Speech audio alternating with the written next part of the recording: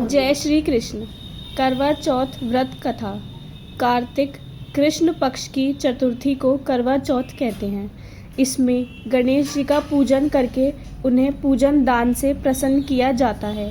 इसमें गेहूं का करवा भर के पूजन किया जाता है और विवाहित लड़कियों के यहाँ चीनी के करवे पीहर से भेजे जाते हैं तथा इसमें निम्नलिखित कहानी सुनकर चंद्रोदय में अर्घ देकर व्रत खोला जाता है।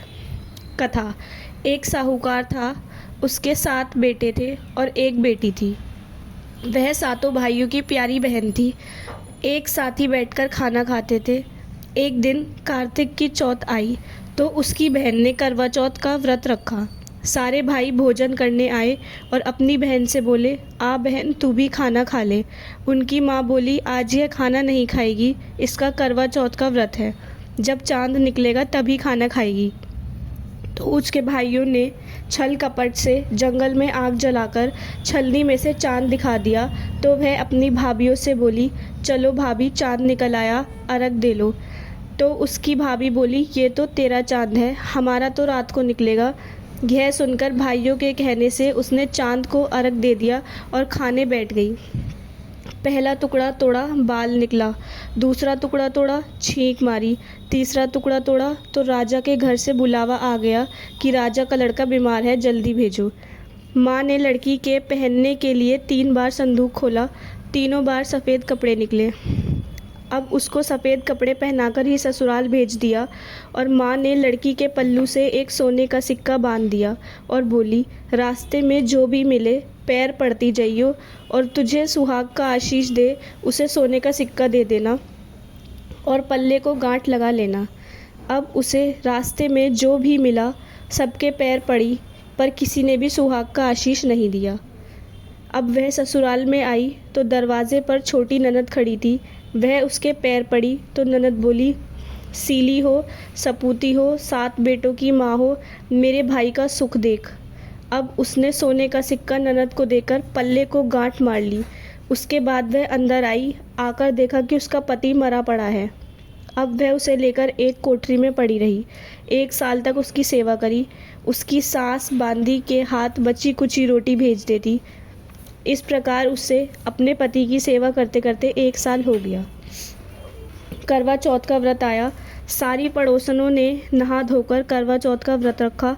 सबने सिर धोकर हाथों में मेहंदी लगाई, चूड़ियाँ पहनी। वह सब देखती रही। एक पड़ोसन बोली, तू भी करवा चौथ का व्रत कर ले। तब वह बोली, मैं कैसे करूं? तो वह बोली, चौथ माता की कृपा से सब ठीक हो जाएगा। उसके कहने से उसने भी व्रत रखा। थोड़ी देर के बाद करवे बेचने वाली आई। करवे लोरी करवे लो, भाइयों की प्यारी करवे लो, ए करवे वाली मेरे को भी करवे दे जा। वह कहने लगी, मेरी दूसरी बहन आएगी तो वो करवे देगी। दूसरी आई, करवे लोरी, भाई की प्यारी करवे लो, ए करवे वाली मेरे को भी करवे दे जा। तो वह बोली, तीसरी बहन आएगी तो वो करवे देगी। इस तरह 5 बहनें आकर चली गई, पर किसी ने भी करवे नहीं दिए। फिर छठी बहन आई और बोली, मेरी 7वीं बहन आएगी, वह तुझे करवे देगी, बस तू सारे रास्ते में कांटे बिखेर कर रख देना। जब वह खूब चिल्लाती हुई आएगी तो उसके पैर में कांटा चुभ जाएगा। तब तू सुई लेकर बैठ जाना और उसका पैर पकड़कर छोड़ना मत और उसके पैर का कांटा निकाल देना, तो वह तेरे को आशीर्वाद देगी। भाई जियो साईं जियो, जब वह तुझे आशीर्वाद देगी तो तुम उसमें करवे मांग लेना, तब वह तुझे करवे देकर जाएगी। फिर तू उजमन करना, जिससे तेरा पति अच्छा हो जाएगा। अब उसने वैसा ही किया। सारे रास्ते में कांटे बिछा दिए। जब वो करवे लेकर खूब चिल्लाती हुई आई तो उसके पैर में कांटा चुभ गया। उसने उसका पैर पकड़कर छोड़ा नहीं और उसका कांटा निकाल दिया।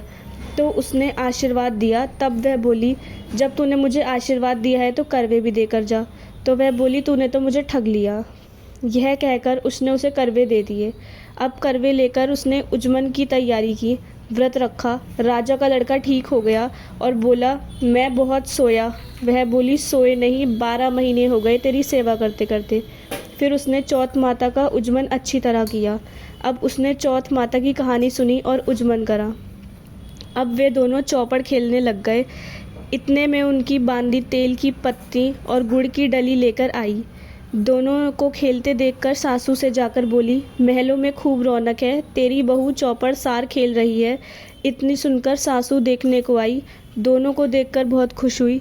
बहू ने सासू के पैर दबाए और सासू बोली, बहू सच सच बता तूने क्या किया। उसने सारा हाल अपनी सासू को बताया तो राजा ने सारे शहर में ढिंढोरा पिटवाया कि अपने पति का जीवन सुरक्षा के लिए सब बहनें करवा चौथ का व्रत रखें तो अपने पीहर में जाकर उजमन करें। हे चौथ माता, जैसे राजा के लड़के को जीवन दान दिया वैसे सब किसी को देना। कहानी सुनते समय कटोरी में चावल लें, चांद को रख देते समय ऐसा 7 बार बोलें। करवा चौथ उजमन। उजमन करने के लिए थाली में 13 जगह 4-4 पूड़ी और थोड़ा सा सीरा ले।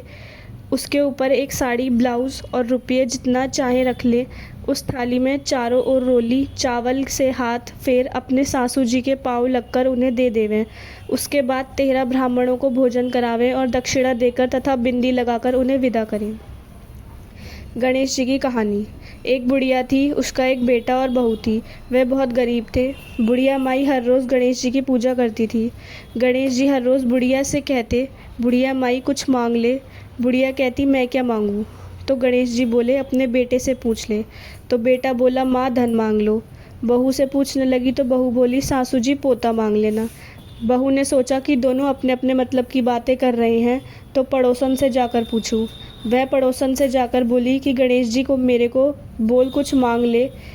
तो पड़ोसन बोली, पगली क्यों तू धन मांगे, क्यों तू पोता मांगे, थोड़े दिन की ज़िंदगी है, अपनी सुंदर काया मांग ले।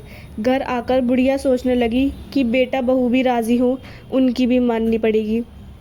दूसरे दिन गणेश जी आए और बोले, बुढ़िया माई कुछ मांग। बुढ़िया ने कहा, मुझे सुंदर काया दे, सोने के कटोरे में पोते को दूध पीते देखूं, अमर सुहाग दे, निरोगी काया दे, भाई दे, भतीजे दे, सारा परिवार दे, सुख दे, मोक्ष दे। गणेश जी ने कहा, बुढ़िया माई तूने तो मुझे ठग लिया, सब कुछ मांग लिया, अब जैसा बोला है वैसा ही हो जाएगा।